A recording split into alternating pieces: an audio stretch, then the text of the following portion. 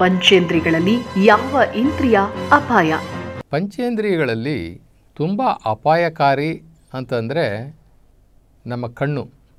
ಪಂಚೇಂದ್ರಿಯಗಳು 5: ಕಣ್ಣು, ಕಿವಿ, ಮೂಗು, ನಾಲಿಗೆ, ಚರ್ಮ. ಅಷ್ಟೇ ಅಲ್ಲ, ನಮ್ಮ ದೇಹವನ್ನು ಆಳ್ತಾ ಇರುವಂಥದ್ದು ಅರಿಷಡ್ವರ್ಗಗಳಿದಾವಲ್ಲ, ಕಾಮ, ಕ್ರೋಧ, ಲೋಭ, ಮೋಹ, ಮದ, ಮತ್ಸರಗಳು. ಅಂತಃಕರಣಗಳಿದಾವಲ್ಲ, ಮನ, ಬುದ್ಧಿ, ಚಿತ್ತ, ಅಹಂಕಾರಗಳು. ಇವೆಲ್ಲವೂ ಸೇರಿಕೊಂಡು ಈ ಶರೀರವನ್ನು ಆಳ್ತಾ ಇರ್ತಕ್ಕಂಥದ್ದು. ಇವೆಲ್ಲವೂ ಕೂಡ ಆತ್ಮನ ಅಂಗಗಳು. ಆತ್ಮ ಇವೆಲ್ಲವನ್ನು ಉಪಯೋಗಿಸಿಕೊಂಡು ಈ ಶರೀರದಲ್ಲಿ ಕೆಲಸ ಮಾಡ್ತಾಯಿದೆ. ನೋಡಿ, ಈ ಭೂಮಿ ಕಾರ್ಯಚಟುವಟಿಕೆ ಯಾವಾಗ ಪ್ರಾರಂಭ ಮಾಡುತ್ತೆ ಅಂತಂದರೆ, ಬೆಳಗ್ಗೆ ಸೂರ್ಯ ಉದಯವಾದಾಗ ಇಡೀ ಜಗತ್ತು, ಮಲ್ಕೊಂಡಿರ್ತಕ್ಕಂಥ ಜಗತ್ತು ಎದ್ದು ತನ್ನ ಕಾರ್ಯಚಟುವಟಿಕೆಗಳನ್ನು ಮಾಡ್ತದೆ. ಕಾರ್ಯಚಟುವಟಿಕೆ ಮಾಡೋದಕ್ಕೆ ಮುಂಚೆ ಮನುಷ್ಯ ಎದ್ದು ಏನು ಮಾಡ್ತಾನೆ? ಕಣ್ಣು ಬಿಡ್ತಾನೆ. ಮೊದಲನೇ ಇಂದ್ರಿಯ ಆಗಿರ್ತಕ್ಕಂಥ ಕಣ್ಣನ್ನು ತೆರಿತಾನೆ. ಅದಕ್ಕೆ ಶರಣರು ಹೇಳ್ತಾರೆ, ಈ ಜಗತ್ತಿನ ಚೇಷ್ಟೆಗೆ, ಈ ಭೂಮಿಯ ಚೇಷ್ಟೆಗೆ ರವಿ ಬೀಜವಾದಂತೆ ಅಂತ ಒಂದು ಮಾತಂತಾರೆ. ಈ ಕರಣಗಳ ಚೇಷ್ಟೆಗೆ ಮನವೇ ಬೀಜ ಅಂತಾರೆ. ಮನಸ್ಸು ಬೀಜ ಅಂತೆ. ಕರಣಗಳ ಚೇಷ್ಟೆಗೆ ಅಂದರೆ ನಮ್ಮಲ್ಲಿರ್ತಕ್ಕಂಥ ಈ ಅಂತಃಕರಣಗಳು ಇವೆಲ್ಲ ಇದಾವಲ್ಲ, ಇಂದ್ರಿಯಗಳು ಇವುಗಳೆಲ್ಲ ತಮ್ಮ ಚೇಷ್ಟೆಗಳನ್ನು ಪ್ರಾರಂಭ ಮಾಡಲಿಕ್ಕೆ ನಮ್ಮಲ್ಲಿರ್ತಕ್ಕಂಥ ಆ ಮನಸ್ಸೇ ಕಾರಣ ಅಂತೆ. ಆದರೆ ಅದರಲ್ಲಿ ಮೊದಲನೇದು ಅಂತಂದರೆ ಕಣ್ಣು. ಮೊದಲು ನಾವು ಎದ್ದ ತಕ್ಷಣ ಕಣ್ಣು ಬಿಡ್ತೀವಿ. ಅಲ್ಲಿಂದ ನಮ್ಮ ಇಂದ್ರಿಯಗಳ ಕಾರ್ಯ ಪ್ರಾರಂಭ ಆಗುತ್ತೆ. ಕಣ್ಣು ಎಂತಹ ಅಪಾಯಕಾರಿ ಅಂತಂದರೆ, ಮೊದಲು ಕಣ್ಣು ನೋಡಿ ನಂತರ ಅದು ಮನಸ್ಸಿಗೆ ಹೇಳುತ್ತೆ.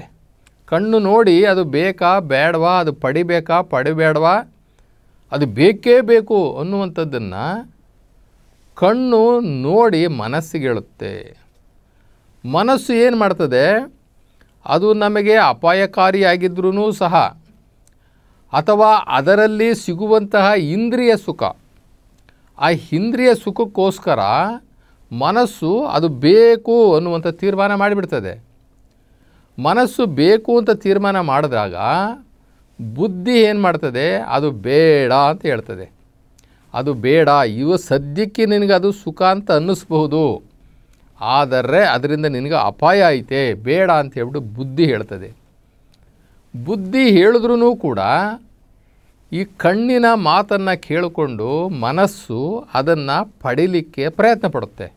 ಆ ಒಂದು ವಸ್ತುವನ್ನು ಅಥವಾ ಆ ವಿಷಯಾದಿ ಸುಖವನ್ನು ಪಡೀಲಿಕ್ಕೆ ಆ ಮನಸ್ಸು ಪ್ರಾರಂಭ ಮಾಡ್ತದೆ. ಪ್ರಾರಂಭ ಮಾಡಿದಾಗ ಶುರುವಾಗುತ್ತೆ ನೋಡ್ರಿ ಈ ಇಂದ್ರಿಯಗಳ ಸುಖ ಭೋಗ, ಅದರಿಂದ ಸಿಗುವಂತಹ ಪಾಪಕರ್ಮಗಳು, ಅದರ ಫಲಗಳು. ಅಲ್ಲಿಂದ ನಮ್ಮ ಲೆಕ್ಕಾಚಾರ ಪ್ರಾರಂಭ ಆಗುತ್ತೆ. ಇದಕ್ಕೊಂದು ಸಣ್ಣ ಉದಾಹರಣೆ ಹೇಳಬೇಕಂತಂದರೆ, ವಾಲ್ಮೀಕಿ ರಾಮಾಯಣದಲ್ಲಿ ಚಿನ್ನದ ಜಿಂಕೆ ಯಾವ ರೀತಿ ಸೀತೆಯನ್ನು ಆಕರ್ಷಣೆ ಮಾಡ್ತದೆ ಅನ್ನೋವಂಥದ್ದು ಒಂದು ಕತೆ ತಮಗೆಲ್ಲ ಗೊತ್ತಿದೆ. ಮಾರೀಚ ಅವನು ಮಾಯಾ ವೇಷದಲ್ಲಿ ಏನು ಮಾಡ್ತಾನೆ? ಮಾರೀಚ ಒಂದು ಹೊಳೆಯುವಂತಹ ಚಿನ್ನ ಲೇಪಿತವಾಗಿರ್ತಕ್ಕಂಥ ಒಂದು ಜಿಂಕೆಯ ರೂಪವನ್ನು ತಾಳಿ ಸೀತೆಯ ಮುಂಭಾಗ ಸುಳಿತಾನೆ. ಸೀತೆಯ ಮುಂಭಾಗ ಸುಳಿದಾಗ ಸೀತೆ ಆ ಜಿಂಕೆಯನ್ನು ನೋಡಿ ಅತ್ಯಂತ ಆಕರ್ಷಣೀಯಳಾಗ್ತಾಳೆ.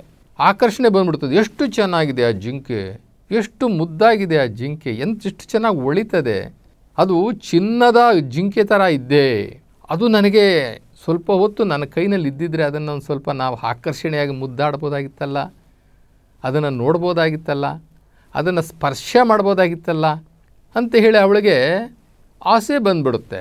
ಅಲ್ಲಿ ಏನಾಯಿತು? ಕಣ್ಣು ಆ ಜಿಂಕೆಯನ್ನು ನೋಡಿ ಆ ಜಿಂಕೆಯ ಸೌಂದರ್ಯವನ್ನು ಕಣ್ಣು ಸವಿದು ಏನು ಮಾಡ್ತು? ಮನಸ್ಸಿಗೆ ಹೇಳ್ತು. ಮನಸ್ಸೇನು ಮಾಡ್ತು? ಹೌದಾ, ಹಾಗಾದರೆ ಅದನ್ನು ಸ್ವಲ್ಪ ಯಾಕೆ ಪಡಿಬಾರ್ದು ನಾವು ಅಂತ ಅನ್ನಿಸ್ತು. ಅನಿಸಿದ ತಕ್ಷಣ ಸೀತೆ ಏನು ಮಾಡ್ತಾಳೆ?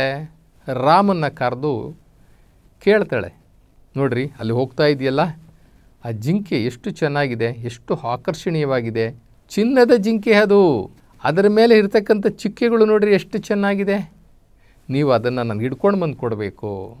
ಸಾಮಾನ್ಯವಾಗಿ ಹೆಂಡತಿದಿರು ಕೇಳೋದನ್ನು ಗಂಡ ಇಲ್ಲ ಅಂತಂತಂದರೆ ಹೆಂಡತಿಗೆ ತುಂಬ ಕೋಪ ಬಂದುಬಿಡುತ್ತೆ. ನಾನು ಹೇಳಿದ್ದೊಂದು ತಂದು ಕೊಡೋಕ್ಕಾಗಲ್ವಲ್ಲ ಇವ್ರ ಕೈನಲ್ಲಿ. ಎಷ್ಟೋ ಕುಟುಂಬಗಳಲ್ಲಿ ಹೆಂಡತಿಯರ ಅಂದರೆ ಹೆಂಗಸರ ಬೇಡಿಕೆಗಳನ್ನು ಈಡೇರಿಸ್ಲಿಕ್ಕೆ ಹೋಗಿ ಎಷ್ಟೋ ಜನ ಗಂಡಂದಿರು ತೊಂದರೆಗೆ ತಗಲಾಕ್ಕೊತಾರೆ, ಕಷ್ಟಕ್ಕೆ ತಗಲಾಕ್ಕೋತಾರೆ. ಇಲ್ಲೂ ಕೂಡ ಅದೇ ಹಣೆ ಬರ. ಆವಾಗ ರಾಮ ಹೇಳ್ತಾನೆ, ನೋಡಮ್ಮ, ನಾವಿಲ್ಲಿ ಬಂದಿರೋದು ವನವಾಸಕ್ಕೆ, ನಮಗೆ ಯಾಕೆ ಬೇಕದಲ್ಲ. ಅದು ಅಲ್ಲದೆ ನಾವು ಬಂದಿರತಕ್ಕಂಥದ್ದು ರಾವಣನ ಇರುವಂತಹ ಜಾಗ ಇದೆಲ್ಲ. ಇಲ್ಲೆಲ್ಲ ಮಾಯೆ ನಡೀತಾ ಇರ್ತದೆ. ಇದು ಮಾಯಾ ಜಿಂಕೆ ಇದ್ದರೂ ಇರಬಹುದು. ಯಾಕೆ ಅಂತಂದರೆ ಈ ಥರ ಜಿಂಕೆ ನಾನು ಎಲ್ಲೂ ನೋಡೇ ಇಲ್ಲ. ಈ ಥರ ಜಿಂಕೆ ಇರಲಿಕ್ಕೆ ಸಾಧ್ಯವೂ ಇಲ್ಲ. ಅದೇನು ಚಿನ್ನದ ಜಿಂಕೆ ಥರ ಇದೆಯೇ, ಚಿನ್ನದ ಜಿಂಕೆ ಇರಲಿಕ್ಕೆ ಸಾಧ್ಯನಾ ಅಂತ ಹೇಳ್ತಾನೆ ರಾಮ. ಆದರೆ ಸೀತೆ ಏನು ಹೇಳ್ತಾಳೆ, ಅದನ್ನು ಪಡಿಲೇಬೇಕು ಅನ್ನುವಂಥ ಆಸೆ ಅತಿಯಾಗಿ ಒಂದು ಛಲ ಹುಟ್ಟುತ್ತೆ. ಅದನ್ನೇ ಚಿತ್ತ ಅಂತ ಹೇಳ್ತಾರೆ. ಆ ಆಕರ್ಷಣೆ ಸ್ವಲ್ಪ ಬಲ ಆದಾಗ ಚಿತ್ತಕ್ಕೆ ಹೋಗ್ಬಿಡುತ್ತೆ. ಅದು ಆ ಚಿತ್ತದಲ್ಲಿ ರೆಕಾರ್ಡ್ ಆಯಿತು ಅಂದರೆ ಅದು ಬೇಕೇ ಬೇಕು ಅಂತ ಹಠ ಹಿಡಿತಾರೆ.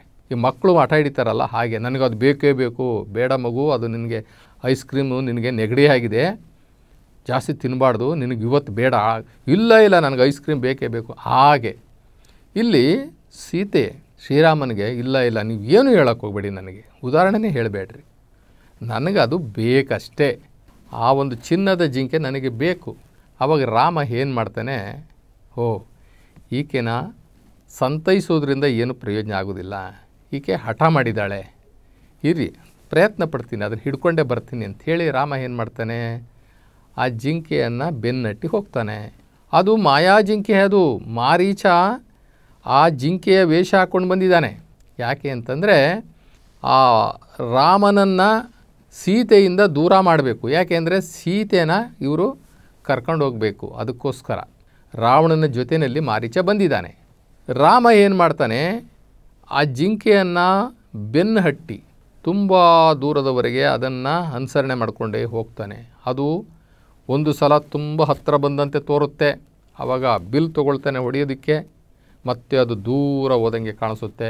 ಮತ್ತೆ ಅಲ್ಲಿಗೆ ಹೋಗ್ತಾನೆ, ಅದು ಹತ್ತಿರ ಬಂದಂತೆ ಕಾಣಿಸುತ್ತೆ, ಮತ್ತೆ ಬಿಲ್ ತೊಗೊಳ್ತಾನೆ ಹೊಡಿಲಿಕ್ಕೆ, ಮತ್ತೆ ದೂರಕ್ಕೆ ಹೋದಂಗೆ ಕಾಣಿಸುತ್ತೆ. ಹೀಗೆ ಆ ಮಾಯಾ ಜಿಂಕೆ ರಾಮನನ್ನು ಮರುಳು ಮಾಡಿ ತುಂಬ ದೂರಕ್ಕೆ ಕರ್ಕೊಂಡು ಹೋಗ್ಬಿಡುತ್ತೆ.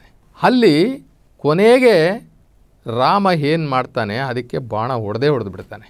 ಬಹಳ ತುಂಬ ದೂರದ ನಂತರ, ತುಂಬ ದೂರ ಅಲ್ಲಿ ಏನಾಗುತ್ತೆ, ಮಾರೀಚ ಏನು ಮಾಡ್ತಾನೆ, ಅದು ಸಾಯುವಂತಹ ಸಂದರ್ಭ ಬಂದಾಗ ಅವನು ತನ್ನ ನಿಜ ವೇಷದಲ್ಲಿ ಕಾಣಿಸ್ಕೊಳ್ತಾನೆ.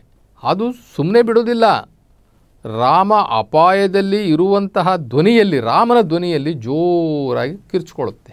ಆವಾಗ ಸೀತೆಗೆ ಈ ಶಬ್ದ ಕೇಳಿಸುತ್ತೆ. ರಾಮ ಏನೋ ಕಷ್ಟದಲ್ಲಿದ್ದಾನೆ, ಕೂಗ್ತಾ ಇದ್ದಾನೆ, ಲಕ್ಷ್ಮಣ ಎಲ್ಲಿದ್ದೀಯಾ, ಬಾ ಬೇಗ ಹೋಗು, ನಿಮ್ಮ ಅಣ್ಣ ಎಲ್ಲೋ ದೂರದಲ್ಲಿ ಅಪಾಯದಲ್ಲಿ ಇರುವ ಸೂಚನೆ ಕಾಣಿಸ್ತಾ ಇದೆ, ಅವ್ರದ್ದೇ ಧ್ವನಿ ಇದು, ನೀನು ಹೋಗು, ರಾಮನ ಹತ್ರ ನೀನು ಹೋಗು, ಬೇಗ ನಿಮ್ಮ ಅಣ್ಣನ ಹತ್ರ ಹೋಗು.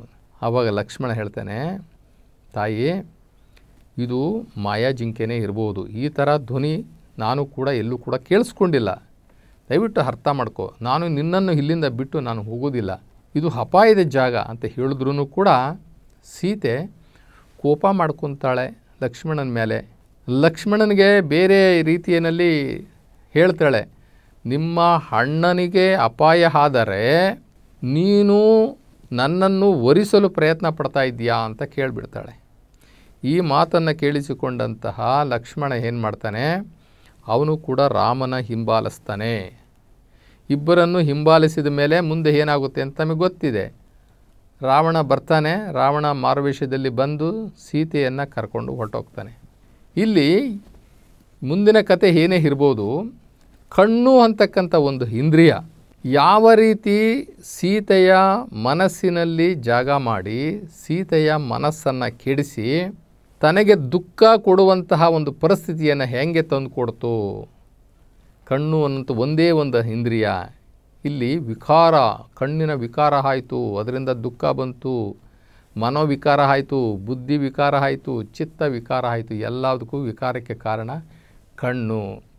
ಆದ್ದರಿಂದ ನಮ್ಮ ಕಣ್ಣನ್ನು ನಾವು ದೈವೀಕರಣ ಮಾಡಬೇಕು ಅಂತ ಹೇಳ್ತಾರೆ ನಮ್ಮ ಶರಣರು.